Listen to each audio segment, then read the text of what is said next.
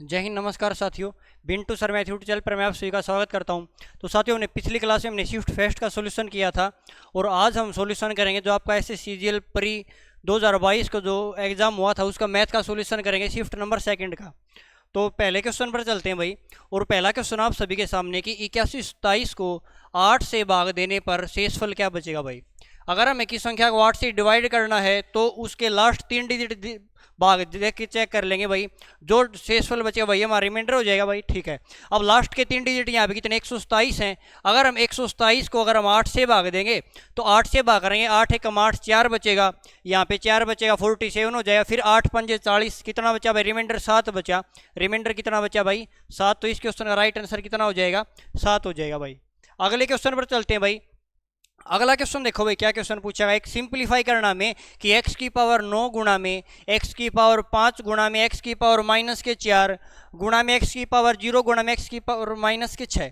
तो ऐसा क्वेश्चन है, कैसे करेंगे देखो। अगर यहाँ पे इनका बेस सेम है ना भाई, अगर बेस सेम है तो पावर ऐड हो जाएंगी। अगर यहाँ पे बेस सभी का x है जी, अगर पावर बेस सेम है और पावर क्या हो जाएंगे ऐड हो जाएंगे, तो इनका ऐड करेंगे। देखो 9 और 5 14 हो जाएगा भाई, 9 और 5 14 हो जाएगा और 6 और 4 10 हो जाएगा, माइनस के 10 आ जाएगा। कितना आएगा 9 5 सॉरी 14 हो जाएगा यहाँ पे भाई। यहाँ पे हमारे पास कितना हो जाएगा 14 हो जाएगा और माइनस के 10 हो जाएगा। कितना आएगा भाई रिमाइंडर 4 बचेगा। यहाँ पे x की पावर कितनी आ जाएगी 4 आ जाएगी। तो हमारा x की पावर 4 हमारा राइट आंसर हो जाएगा, सही जवाब हो जाएगा भाई।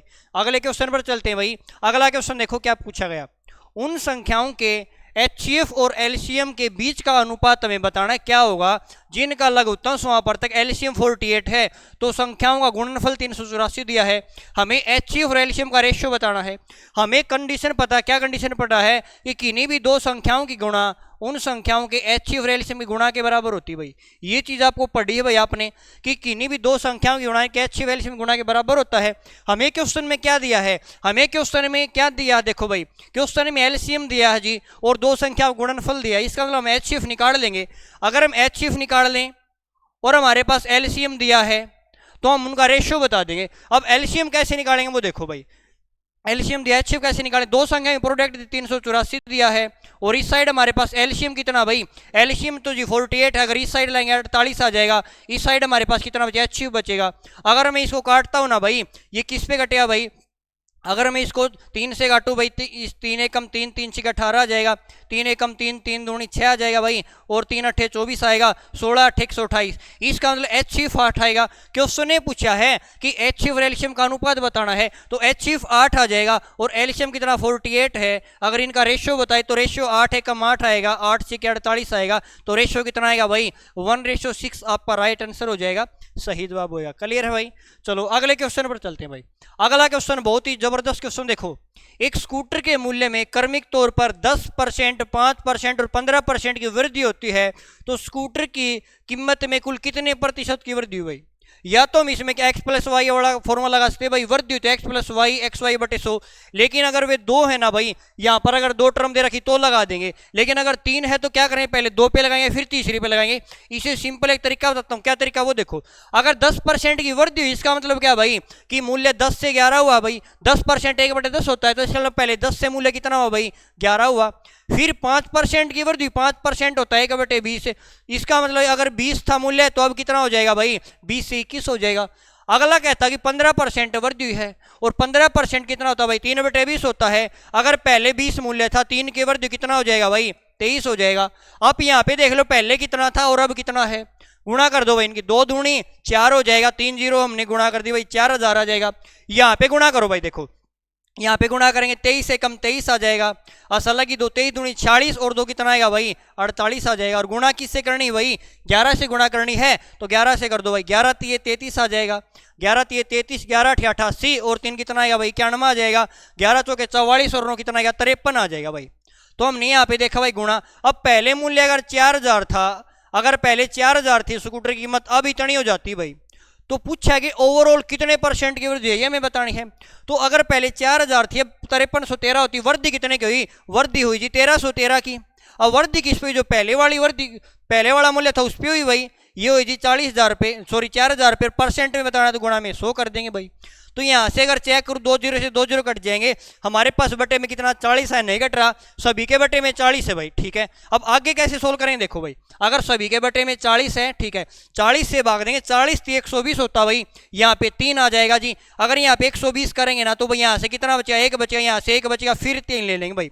इसका मतलब आगे किस पे जाएगा, 2 पे भाग जाएगा, 40 दूनी 80 हो जाएगा, कितने से रिमाइंडर बचा 33 बचा, तो ये हो जाएगा 32 ही 33 बटे 40% की वृद्धि हुई भाई, क्या हुई, इंक्रीज हुआ, प्राइस इंक्रीज। क्लियर है भाई। चलो नेक्स्ट क्वेश्चन पर चलते हैं भाई। अगला क्वेश्चन आप सभी के सामने, एक जोड़ी जूते के क्रय मूल्य और विक्रय मूल्य के बीच का अंतर आपको दिया 1200 रुपए, और यदि 15% का लाभ हो, विक्रय मूल्य क्या होगा। कैसे करेंगे देखो भाई, 15% का लाभ हुआ, आप क्या करो यहाँ से सीपी और एसपी का रेशियो बना लो भाई। सीपी और एसपी का मूल्य कैसे बनाएंगे देखो, अगर 15% का लाभ हुआ ना, 15% सभी को बता भाई कितना होता है जी, 3/20 होता है। क्या होता है 3/20, इसका मतलब अगर 3 रुपये क्रय मूल्य, 20 रुपये क्रय मूल्य ना भाई, 3/20 होता है। अगर कॉस्ट प्राइस 20 है और 3 का प्रॉफिट हुआ है तो सेलिंग प्राइस कितना हो जाएगा, आपको होगी जी 23 हो जाएगा। अगर क्रय मूल्य 20 है और 3 का लाभ हुआ तो सेलिंग प्राइस कितना हुआ, 23 हुआ। क्वेश्चन में कहता है क्रय मूल्य और विक्रय मूल्य के बीच का अंतर 1200 है। अब यहाँ पे क्रय मूल्य और विक्रय मूल्य का अंतर देखो कितना, बीच का अंतर तो 3 है जी, और क्वेश्चन में कहता 1200 है भाई। इसका अलग 3 यूनिट का मान 1200 है, तो यहाँ से अगर 1 यूनिट का मान निकालूंगा तो 1 यूनिट का मान 400 आ जाएगा। 1 यूनिट का मान 400, हमसे पूछा क्या है, उसका विक्रय मूल्य क्या होगा, सेलिंग प्राइस हमसे पूछा है, लेकिन सेलिंग प्राइस तो हमारा जी 23 यूनिट है। अगर 1 यूनिट का मान 400 है तो 23 यूनिट का मान कितना आएगा भाई, इसको 23 से गुणा कर देंगे और 23 से गुणा करें कितना आ जाएगा भाई, 9200 आ जाएगा। ये इसका सेलिंग प्राइस आ जाएगा, विक्रय मूल्य आ जाएगा। क्लियर है भाई।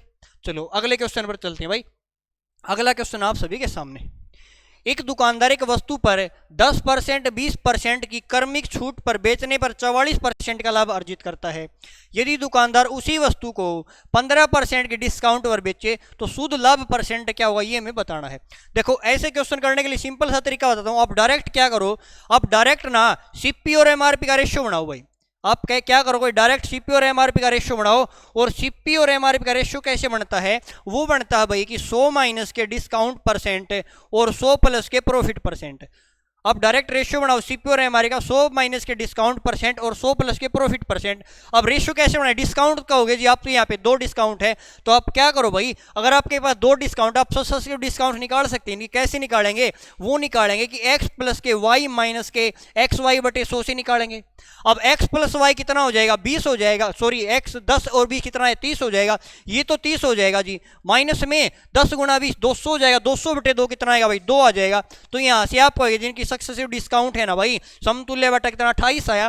तो हम यहाँ से कर सकते हो 100 माइनस डिस्काउंट, अगर 100 में से 28% डिस्काउंट जाएगा तो कितना बचा भाई, कॉस्ट प्राइस 72 आ जाएगा। फिर 44% का प्रॉफिट हुआ है, प्रॉफिट हुआ 100 प्लस प्रॉफिट हो जाएगा, ये हो जाएगा जी 144%।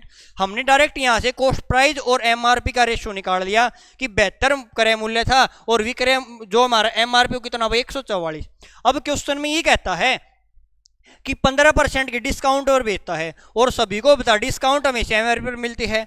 अगर इसको 15% डिस्काउंट में बेचेगा तो कितने में बेचेगा भाई, अगर 15% डिस्काउंट में बेचे, इसका मतलब ये 85% में बेचेगा। तो यहाँ से अगर हम इसका 85% निकालें, हमारे पास क्या आ जाएगा, हमारे पास सेलिंग प्राइस आ जाएगा। यहाँ से हम सेलिंग प्राइस निकाल लेंगे। काटो भाई, यहाँ से 5 से काटो, में 5 से कटेगा जी 20 पे कटेगा, 5 से कटेगा भाई 17 पे। क्लियर है भाई।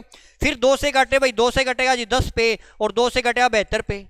आपको 2 से क्यों काटा, ये तो 4 से कट रहा है, क्योंकि हम यहाँ डायरेक्ट पॉइंट लगा देंगे। अब गुणा करो भाई इनकी, यहाँ से गुणा 17 दूनी 34 आएगा, 16 की 3, 17 सते 119 हो जाएगा, और यहाँ से कितना आएगा 122 आ जाएगा, और नीचे 10 तो यहाँ पे पॉइंट आ जाएगी 122.4। वस्तु का क्या आ जाएगा भाई, वस्तु का जी क्रय सेलिंग प्राइस आ जाएगा। ठीक है।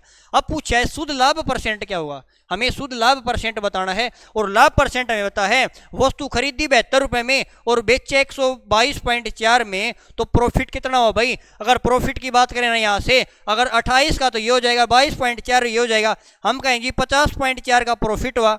और लाभ किस पे हुआ, क्रय मूल्य पे। क्रय मूल्य वस्तु का 72 है और परसेंट बताना, गुणा में 100 कर देंगे। यहाँ से अगर पॉइंट हटाएं बटे में 10 आ जाएगा, 0 से हमने 0 काट दी भाई, क्लियर है। फिर 9 से काटो भाई, 9 अट्ठे 72 आ जाएगा जी, और 9 पंजे 45 आएगा, 9 छीके 54 आ जाएगा। फिर काटो 8 से, 8 सतु 56 आ जाएगा, 7 दाए कितना आएगा भाई 70 आ जाएगा। तो हम कह देंगे जी कितने % का प्रॉफिट हुआ, 70% का प्रॉफिट हुआ। ऑप्शन नंबर बी आपका राइट आंसर होएगा, क्लियर है भाई। चलो नेक्स्ट क्वेश्चन पर चलते हैं। अगला क्वेश्चन आप सभी के सामने, एक व्यक्ति किसी निश्चित राशि को 25% वार्षिक दर से साधारण ब्याज पर उधार देता है, ठीक है भाई।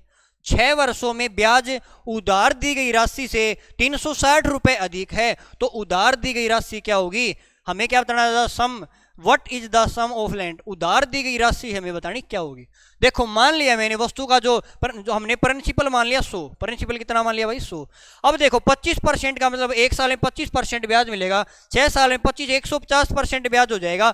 यहाँ से सिंपल इंटरेस्ट कितना हो जाएगा जी, सिंपल इंटरेस्ट हो जाएगा 150, ठीक है। क्वेश्चन ये कहता भाई, क्या कहता, तो वार्षिक दर से एक वार्षिक साधारण ब्याज पर उधार दिया, ठीक है। 6 वर्षों में उधार दी गई राशि है ना, उधार दी गई राशि से 360 रुपए अधिक है। अब उधार दी गई राशि है ना भाई, ये है, और ये साधारण ब्याज है। अब उधार दी गई राशि से कितना अधिक है भाई, यहां से अगर अधिक है, कितना अधिक है जी, 50 अधिक है, और 50 का मान क्वेश्चन में क्या था जी 360 अधिक है।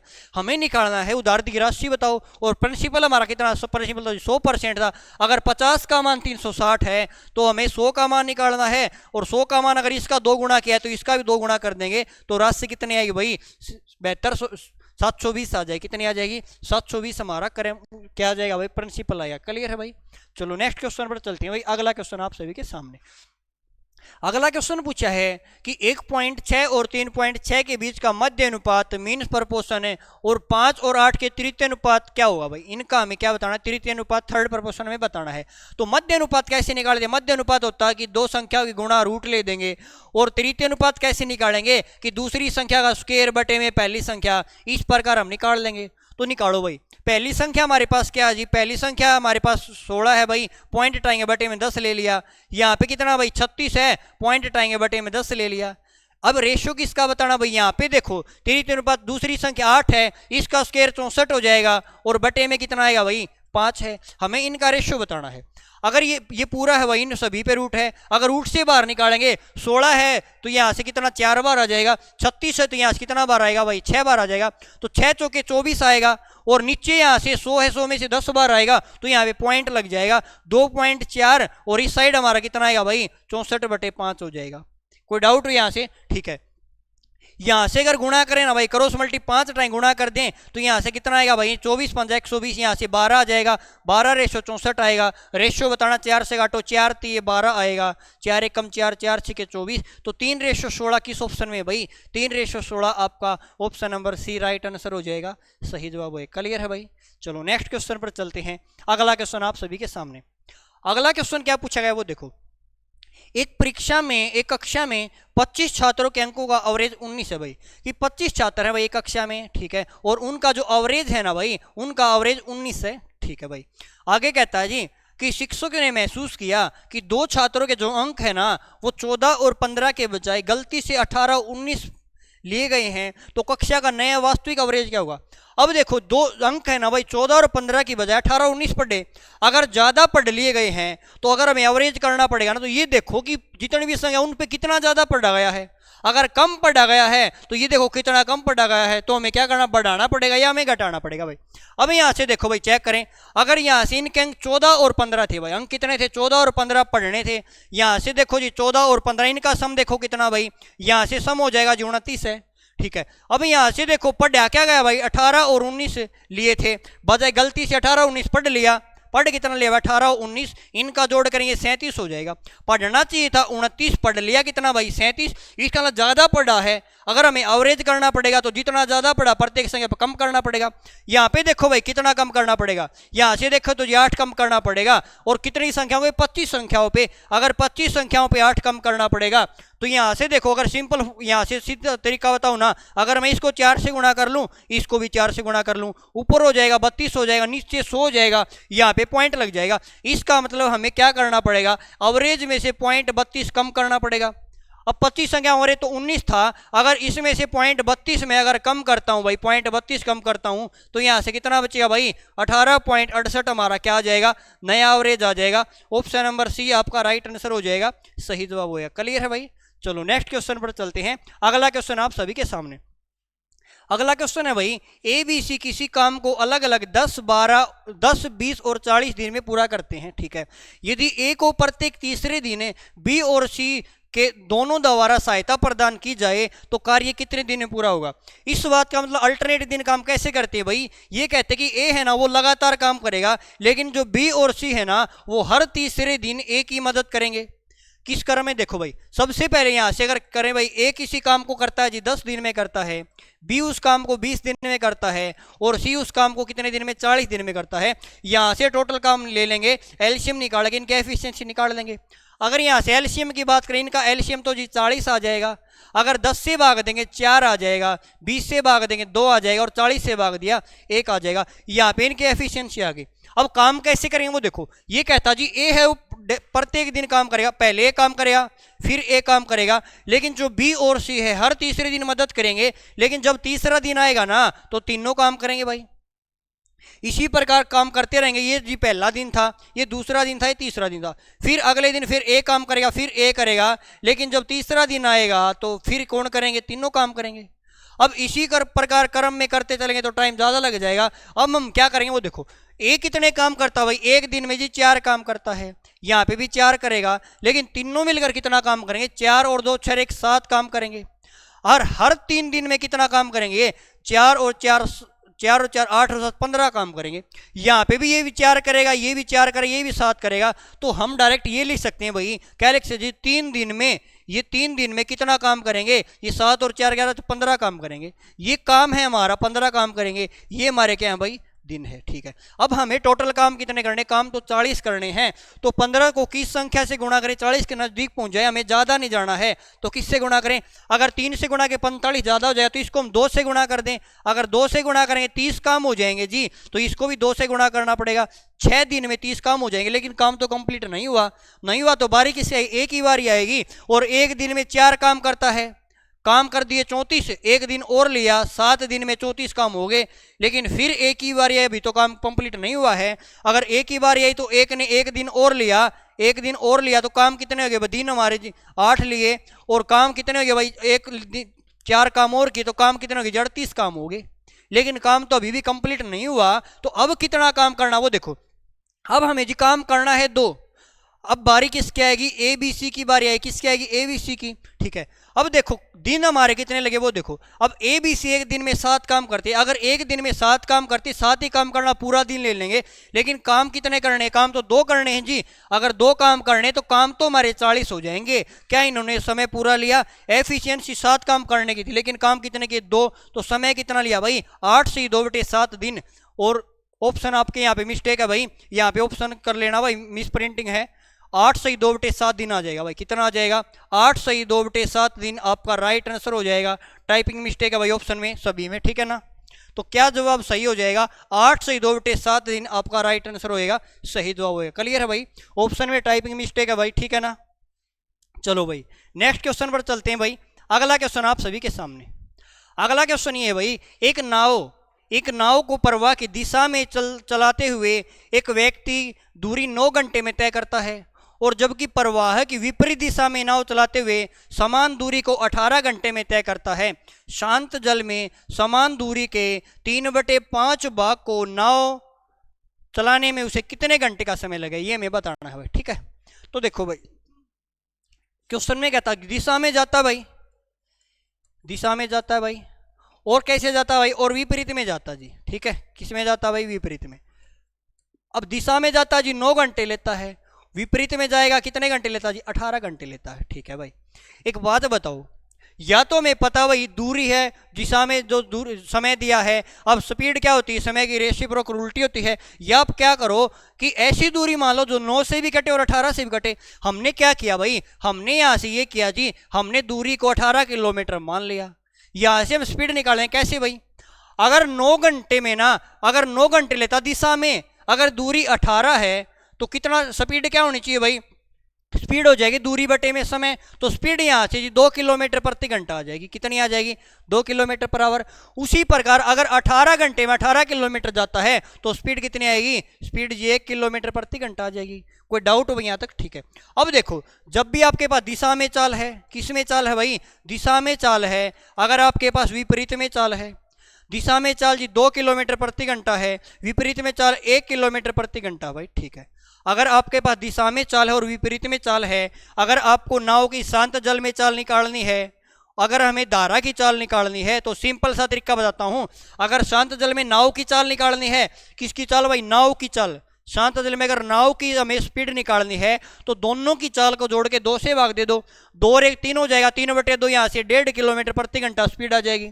अगर धारा की चाल निकालनी है तो 2 में से 1 जाए, 1/2 कितना आएगा भाई? यहाँ पे 0.5 आ जाएगा। कितना आ जाएगा भाई? 0.5। ठीक है भाई, ये स्पीड आएगी धारा की।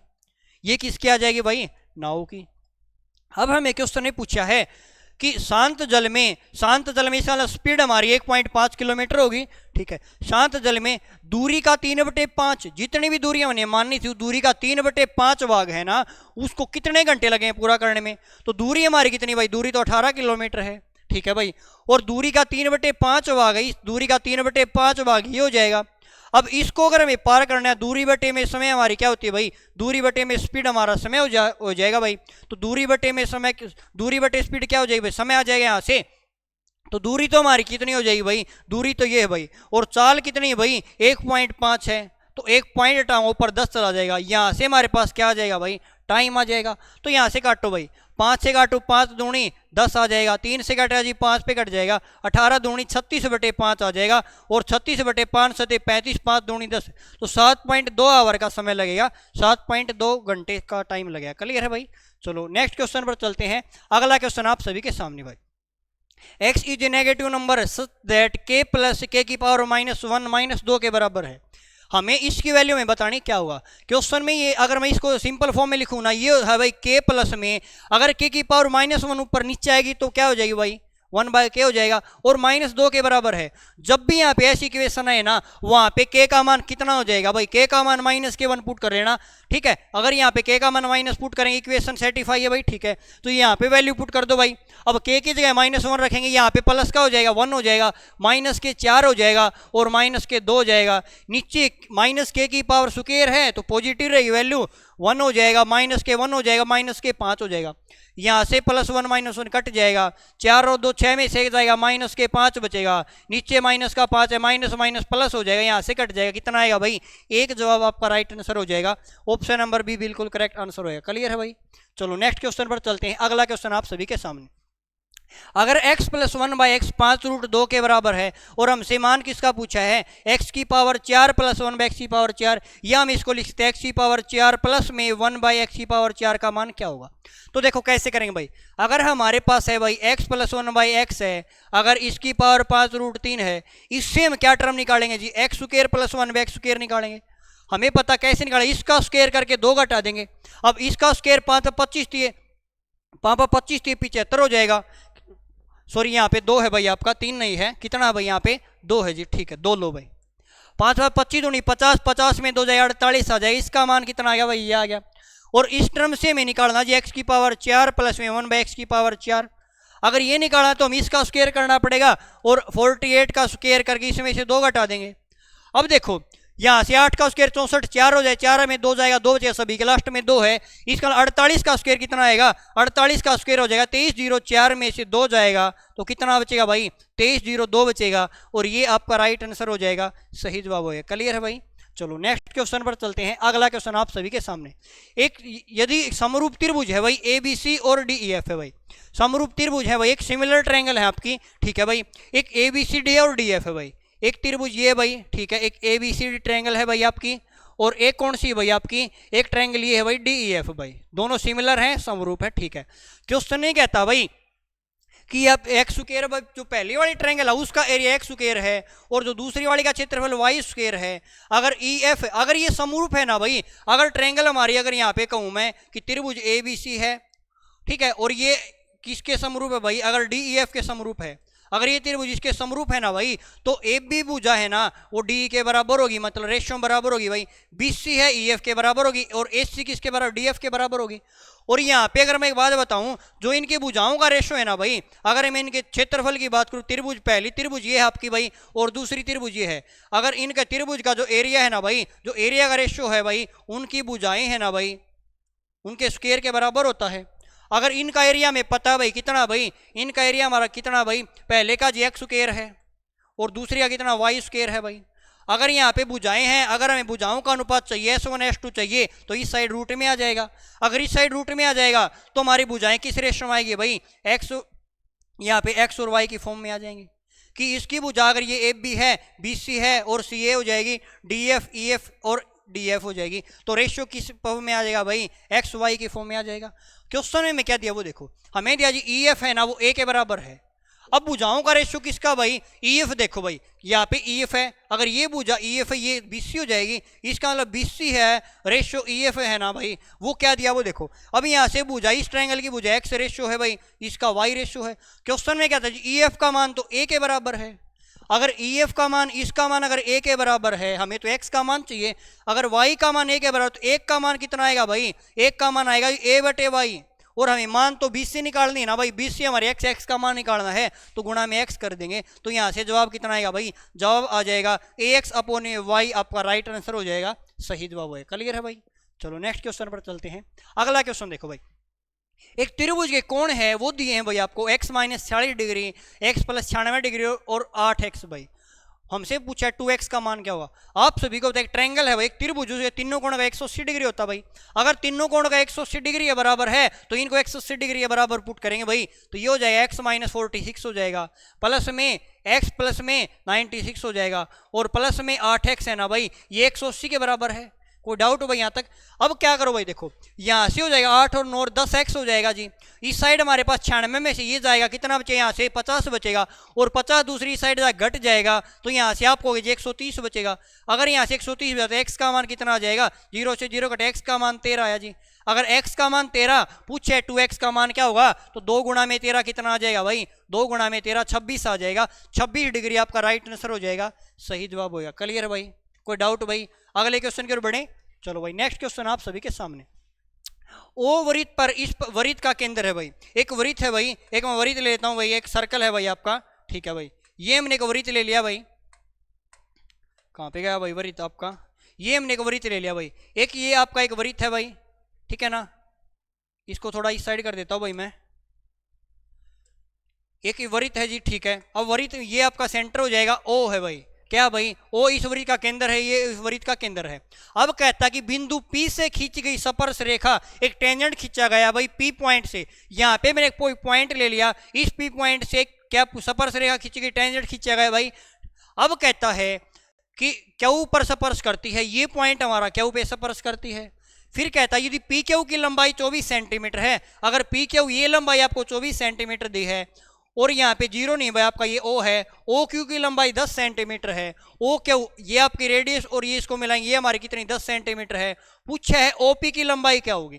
अब आपको एक बात याद रखनी, क्या बात रखनी है कि जब भी अगर टेंजेंट है ना भाई, अगर एक स्पर्श रेखा अगर यहाँ पे वृत्त को स्पर्श करती है, अगर वो ना एक रेडियस के साथ मिल जाए ना भाई, तो वहाँ पे आपका एक एंगल बनेगा, कितने डिग्री एंगल बनेगा भाई, 90 डिग्री एंगल बनेगा। और 90 डिग्री एंगल बनेगा तो ये एक समकोण त्रिभुज हो जाएगी, और समकोण त्रिभुज हम निकाल सकते हैं भाई, सामने वाली भुजा कर्ण हो जाएगी हमारी। यहाँ पे अगर डायरेक्ट ट्रिपलेट के यूज करिए ना भाई, अगर ये 10 से 24 है, हमें ट्रिपलेट पता भाई 26 होगा, कितना होगा भाई 26 हमारा राइट आंसर हो जाएगा। नहीं तो हमें पता भाई, अगर कर्ण निकालना भाई, हाइपोटेन्यूस निकालना है, तो क्या करेंगे भाई कि परपेंडिकुलर स्क्वायर और बेस का स्क्वायर दोनों को जोड़ देंगे भाई। नहीं है मैं डायरेक्ट ट्रिपलेट याद करना भाई, इतना तो करना पड़ेगा ना भाई। अगर ये 10 से 24 तो हमें पता है कितने 26 होगी, तो 26 आपका राइट आंसर हो जाएगा, सही जवाब है। क्लियर है भाई। चलो नेक्स्ट क्वेश्चन पर चलते हैं।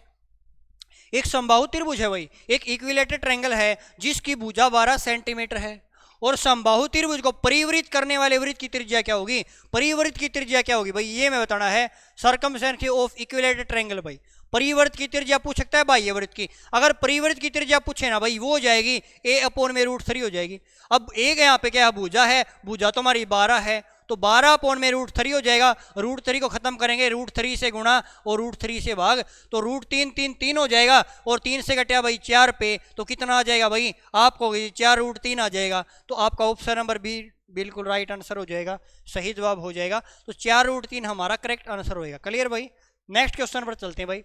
4 सेंटीमीटर त्रिज्या वाले शीशे के अर्धगोले को, एक शीशा है भाई, उसका एक अर्धगोला भाई, उसके अर्धगोले को 72 सेंटीमीटर ऊंचाई वाले एक लंबवर्तीय शंकु में डाला जाता है, तो शंकु के आधार की त्रिज्या क्या होगी। अब एक गोला है भाई, अर्धगोला है, स्फीयर है भाई। अगर अर्धगोला है और लंबवर्तीय शंकु के रूप में डाला जाए, इसका वॉल्यूम दोनों का बराबर होगा। अगर दोनों का वॉल्यूम बराबर बराबर रख दो भाई, जो अर्धगोला उसका आयतन क्या 2/3 क्या होता है भाई 2/3 पाई r क्यूब।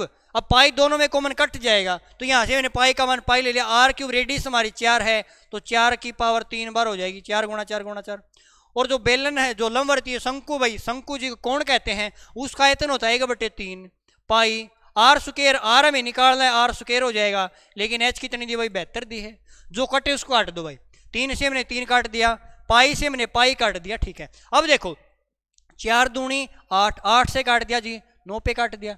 यहाँ पे आ गया भाई 16, अगर इस साइड ले आऊँ 9 को मैं यहाँ आ गया, इस साइड हमारा r स्क्वायर है, लेकिन हमें रेडियस चाहिए, तो रूट कर देंगे इस साइड, तो ये 4 बटे कितना आएगा भाई 3 आ जाएगा, और 4/3 1.33 सेंटीमीटर क्या आ जाएगा, इसकी रेडियस आ जाएगी।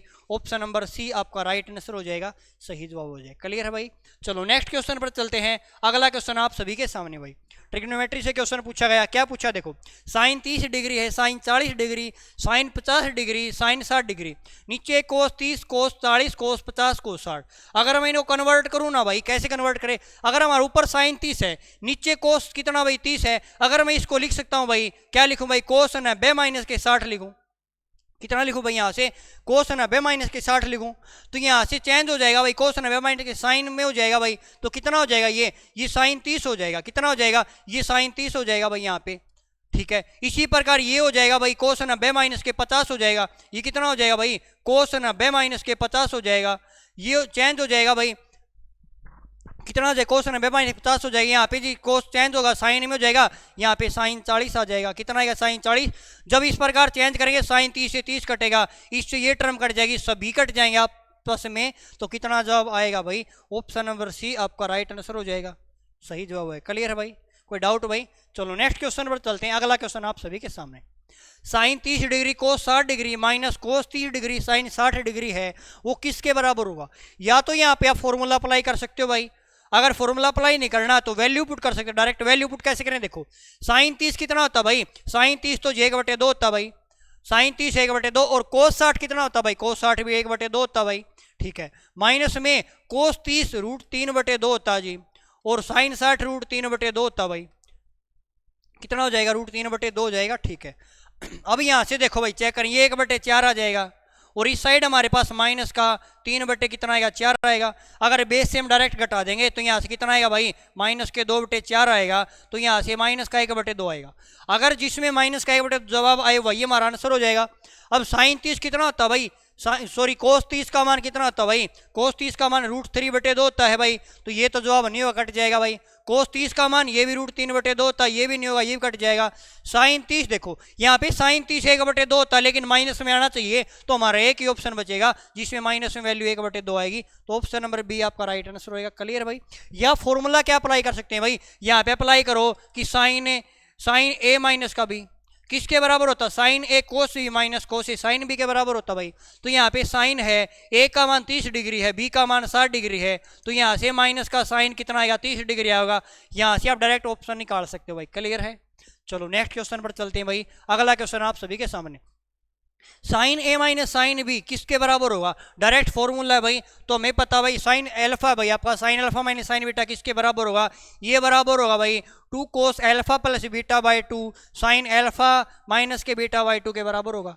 अगर ये फॉर्मूला किसका भाई, ये हो जाएगा भाई, अगर साइन अल्फा भाई साइन अल्फा प्लस के साइन बीटा भाई किसके बराबर हो जाएगा, इसके बराबर हो जाएगा। क्लियर भाई, कोई डाउट भाई यहाँ तक। आगे चलें भाई, अगले क्वेश्चन पर चलते हैं। अगला क्वेश्चन आप सभी के सामने भाई, एक ही आपको एक चार्ट दिया भाई, प्रोड्यूसर टू सेल भाई। क्वेश्चन में कहता है दी गए चार्ट का अध्ययन करें, निम्नलिखित प्रश्नों का उत्तर दे। अब कहता केरल द्वारा स्टील के उत्पादन के अनुरूप केंद्रीय कोण क्या भाई। अब इसके अंदर टोटल कोण हमारा 360 डिग्री होता भाई। अब यहाँ से वैल्यू देख लो, इनको ऐड करेंगे ना भाई, कितनी हो जाएंगी भाई, 200 2 400 तो 6 और एक 7 और एक 8, 800 ये हो जाएगा भाई, और 800 900 हो जाएगा, और ये 1000 हो जाएगा। हम कहेंगे टोटल इसमें 1000 है भाई, और कोण कितना 360 का भाई। ठीक है, हमें किसका बताना भाई, केरल का बताना है। केरल का यहाँ पे कौन सा भाई, केरल का 200 है। अगर केरल का 200 है तो जी 1000 का मान 360 है, 200 का मान क्या हुआ, 5 6 भाग दे, इसको 5 6 भाग दे, 5 7 35 आ जाएगा, 5 दूनी 10 आएगा, तो कितना डिग्री आएगा भाई, 72 डिग्री आएगा। ऑप्शन नंबर डी आपका राइट आंसर हो जाएगा, सही जवाब। क्लियर है भाई। चलो नेक्स्ट क्वेश्चन पर चलते हैं। अगला क्वेश्चन देखो भाई, क्वेश्चन में दिया कि एक तालिका विभिन्न दुकानों में विभिन्न वस्तुओं को संख्या और प्रति इकाई से संबंधित विक्रय मूल्य को दर्शाती। भाई ये मूल्य दिया भाई कि 100 दुकान दे रखी भाई, ए बी सी डी दुकान है आपकी, ये टोटल नंबर ऑफ इसके आइटम है, ये एसी कूलर फैन है, ये इनका प्राइस दिया है भाई। क्वेश्चन में से क्या पूछा वो देखो, क्वेश्चन ने पूछा है कुल राजस्व का प्रतिशत ज्ञात करे जो दुकान ई से कुल बिक्री से आता है, कि दुकान ई वाला इससे में लेना भाई, दुकान ई की कुल बिक्री से आता है, दशमलव स्थानों तक बताना है। यह मान ले कि दुकान ई से सभी वस्तुएं बेची जा रही हैं और दी गई सभी वस्तुएं केवल 3 वस्तुएं की बिक्री की जा रही है भाई। ठीक है ना। अब कुल राजस्व प्रतिशत में बताना, दुकान कूलर से आ रहा भाई, कहने का मतलब ये भाई कूलर से कितना प्राइस आ रहा भाई, और टोटल प्राइस भाई जो तीनों प्रोडक्ट है भाई उनका टोटल का, और गुणा में 100 इतने परसेंट है बताना, ये कितने परसेंट है भाई, ये कमाई बताना कितने परसेंट। तो हमें क्या करना, टोटल प्राइस निकालना पड़ेगा। ई का प्राइस है ना भाई, ई से जो कूलर से आ रहा है उसका प्राइस निकालना पड़ेगा, कि ई से कूलर से प्राइस आ रहा है टोटल का कितने परसेंट, ये हमें बताना है।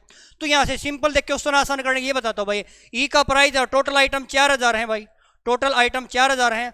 अब एसी है आपका भाई, ये एसी है, ये आपका कूलर है, और ये आपका क्या भाई, ये फैन है। अगर संख्या का रेशियो देखे ना भाई, एसी का हमारा 5 है, कूलर का 1 है भाई, फैन का कितना भाई 4 है। और यहाँ पे जो इनका प्राइस दिया है ना भाई, प्राइस मैं इनका नीचे लिख देता हूँ भाई, जो एसी का प्राइस उसका दिया भाई 26,500 दिया है। यहाँ पे जो कूलर का प्राइस दिया है ना भाई, कूलर ये वाला कूलर वाला जी 8000 दिया है, कितना दिया भाई 8000 दिया है। और जो फैन वाला है ना भाई वो दिया है 12200। अगर परसेंटेज पूछा तो सिंपल सा तरीका बता दो, क्वेश्चन थोड़ा कम हो जाएगा। कैसे भाई, ये 2 जीरो है ना भाई, इसकी 2 जीरो काट दो, इनकी भी 2 जीरो काट दो भाई, क्योंकि परसेंटेज में निकाले कोई फर्क नहीं पड़ा। कैसे भाई, मान लिया एक वस्तु 40 में खरीदी और 50 में बेच दिया, पूछा कितने परसेंट का लाभ हुआ, तो हम बता 10 का लाभ हुआ जी, 40 पे गुणा में 100, तो 10 चौके 40, 4 से 25% का प्रॉफिट हो जाएगा। उसी प्रकार अगर मैं 0 से 0 काट दूं और फिर पूछूं 4 की वस्तु 5 के बेच कितना परसेंट हुआ, तो वही परसेंट 1/4 गुणा में 100 आपको होगी जी 25% का। तो क्या बात बताई भाई, यहाँ से अगर क्वेश्चन लेंथ थी थोड़ा कम करने के लिए मैं क्या किया, 0 से हमने 0 कैंसिल कर दिया। अगर 0 कैंसिल कर दिया यहाँ पे अब क्या बचा भाई, 40 वस्तु बटेंगी भाई। ठीक है, अब 0 इनमें काट दिया भाई, क्वेश्चन थोड़ा कम हो जाएगा। कैसे भाई, देखो अब 5 और 4 10 हो जाएगा, 10 चौके 40, इसका मतलब एक वस्तु किस में बटेगी भाई, एक की वैल्यू 4 आ जाएगी, 10 से भाग देंगे, एक की वैल्यू आ जाएगी 4, इसको 4 से गुणा करेंगे 20 आ जाएगा, ये 4 आ जाएगा, और ये 4 चौके 16 आ जाएगा। अब हमें बताना कि ई कूलर कितने बेचे भाई, टोटल कूलर का मूल्य है। अब कूलर का मूल्य कहाँ पे 4 है भाई, 4 8 32 है, तो टोटल मूल्य 320 आएगा कूलर का। डिवाइड में सभी का टोटल मूल्य हमें निकालना है। सभी का टोटल मूल्य कैसे निकाल, गुणा कर दो भाई, यहाँ पे 0 आएगा, 2 पंजे 10 आएगा, 2 छके 12 और 1 13 आएगा, 2 दूनी 4 1 5 5300 आ जाएगा। फिर 800 के 3200 आ जाएगा भाई, यहाँ पे 320 आ जाएगा। यहाँ पे गुणा करें 16 दूनी 32 आएगा, सलगी 3, 16 दूनी 32 और 3 35 आएगा, सलगी 3, 16 कम 16 और 3 कितना आएगा भाई, 16 कम 16 और 3 कितना आएगा भाई, यहाँ से देखो 16 दूनी 32 हो जाएगा, सलगी 3, 16 दूनी 32 और 3 35 होएगा, सलगी 3, 16 कम 16 और 3 19 आ जाएगा। ऐड कर दो भाई, यहाँ पे 2 आ जाएगा, 5 और 2 7 आ जाएगा, 9 और 3 12 और 3 15 आ जाएगा भाई, 5 6 और 7 आएगा, 7572 है भाई, ये आ गया जी यहाँ से 7572। और परसेंटेज बताना है तो गुणा में 100 कर देंगे।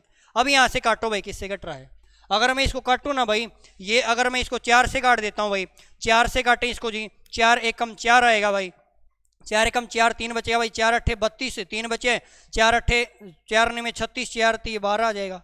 इसको 4 से काटे 4 8 32 आ जाएगा, ये हमारा आ जाएगा 8000/1893। अब लगभग में ऑप्शन है भाई, अगर मैं इसको भाग दूं ना भाई तो 18 चौके 72, 18 पंजे 90, 5 ज़्यादा हो जाएगा, इसका 18 चौके 72 लगभग 4 पॉइंट के बाद आएगा, और 4 पॉइंट के बाद हमारा एक ही ऑप्शन है, तो ऑप्शन नंबर पहला आपका बिल्कुल राइट आंसर हो जाएगा, सही जवाब। क्लियर है भाई। चलो अगले क्वेश्चन पर चलते हैं। अगला क्वेश्चन आप सभी के सामने, ये क्वेश्चन आपको एक स्टेट सब्जेक्ट दिए हैं, आपके सब्जेक्ट है भाई, ये स्टूडेंट है आपके भाई, ये इनके जो नंबर दिए क्वेश्चन में कहता है, ये देखो क्या कहता है, निम्नलिखित तालिका में एक परीक्षा में 4 अलग अलग विषयों में 6 छात्रों द्वारा अंकों को प्रतिशत को दर्शाती है। प्रत्येक विषय के लिए अधिकतम अंक 100 है भाई, प्रत्येक विषय के लिए प्रत्येक विषय में अधिकतम अंक कितने भाई 100 हैं। ठीक है, क्वेश्चन देखो क्या पूछा, क्वेश्चन ने पूछा है कि उन छात्रों की संख्या कितनी है जिनके कुल प्राप्त अंक प्रतिशत 80% या उससे अधिक है, या तो 80% या उससे अधिक होने चाहिए। तो सिंपल सा तरीका आप ये देखो 80% में कितने अंक होते हैं भाई, कि अगर 4 सब्जेक्ट है टोटल अंक हो जाएंगे 400 जी। अगर 80% निकालने हैं तो 80% देखो कितने अंक बनेंगे, आप डायरेक्ट यहाँ पे अंक काउंट कर लेंगे। कैसे भाई, देखो अब 80% इसका निकालेंगे जी, इसका मतलब ये भाई 80% 320 आएगा। तो विद्यार्थी के ना भाई या तो 320 अंक हो या 300 अधिक अंक, 320 से अधिक होने चाहिए, वही हमें संख्या गिननी है। अब देखो पहले इसमें चेक करें भाई, पहले स्टूडेंट है भाई, अगर 9 9 दूनी 18 तो 27 और 27 और 35 हो जाएगा, इसका 320 से अधिक है, 320 से अधिक पहला एक स्टूडेंट, तो ये हो जाएगा। दूसरा देखो भाई 9 और 8 17, 17 और 25, 25 और 8 कितना आएगा भाई 33 हो जाएगा, ये भी विद्यार्थी हो जाएगा क्योंकि 320 से अधिक है भाई, तो एक विद्यार्थी ये हो जाएगा। तीसरा देखो भाई यहाँ पे 8 और 8 16 हो जाएगा, 160 हो जाएगा, 16 और 6 22 हो जाएगा, 22 और 7 29 हो जाएगा, 290 पर 295 आएगा। 320 से कम है नहीं लेंगे भाई, ये नहीं लेंगे भाई। ठीक है, अब डी वाले में चेक करो भाई, 8 और 8 16, 8 3 24, 24 और 7 कितना आएगा भाई 31 हो जाएगा, 310 हो जाएगा। लेकिन 5 और 2 7 और 5 12, 312 हो जाएगा, कितना हो जाएगा भाई 312 हो जाएगा भाई। फिर चेक कर ले भाई यहाँ से 8 और 8 16, 8 24 और 7 31 हो जाएगा, 31 310 तो ये हो जाएगा भाई, 310 ये है, और 5 और 2 7 और 5 12 ये हो जाएगा, तो 322 आ जाएगा। 320 से अधिक एक ये आ जाएगा भाई विद्यार्थी। ठीक है भाई, अब ये और देख लो भाई 8 75 75 150 हो जाएगा भाई, और 15 8 23 230 ये हो जाएगा भाई, और 230 ये हो जाएगा, और 85 हमारा ये है भाई, 5 आएगा भाई, 8 और 3 11 आएगा, 2 और 1 315 ये नहीं लेंगे भाई, नहीं लेंगे। एक ये और चेक कर लेते हैं भाई क्या होगा या नहीं होगा। ठीक है ना भाई, देखो भाई 9 और 9 18 9 30 27, 27 और 8 35 हो जाएगा, इसका ले 320 से दिए कि ये ले लेंगे। तो कितने विद्यार्थी हैं भाई हमारे 4 विद्यार्थी, ए बी डी एफ 4 विद्यार्थी। ऑप्शन नंबर पहला आपका राइट आंसर होएगा, सही जवाब। क्लियर है भाई, चलो नेक्स्ट क्वेश्चन पर चलते हैं। और आज का आपका लास्ट क्वेश्चन है भाई, आपकी शिफ्ट का जो लास्ट क्वेश्चन है वो देखो क्या कहता है। आपको ये दिया भाई स्टेट दिया गया और पर्सन दिए हैं। क्वेश्चन में ये कहता है भाई कि राज्य एस है भाई आपका 5 नहीं S3 में सर्वेक्षण में भाग लेने वाले व्यक्तियों की संख्या का राज्य S4 में सर्वेक्षण में भाग लेने वाले व्यक्तियों की संख्या के अनुपात क्या होगा। सिंपल सा रेशियो में बताना है। S3 कौन सा, ये वाला है, इसमें 400 हैं, और S4 में कितने भाई, S4 में जी 500 है, 500 है। रेशियो बताना 2 0 2 0 काटो तो कितना आया भाई 4:5 आया, 4:5। ऑप्शन नंबर डी आपका राइट आंसर हो जाएगा, सही जवाब हो जाएगा। तो साथियों हमने ये शिफ्ट कंप्लीट कर ली है, कल फिर मिलते हैं नेक्स्ट शिफ्ट में। आज के लिए इतना ही, जय हिंद साथियों।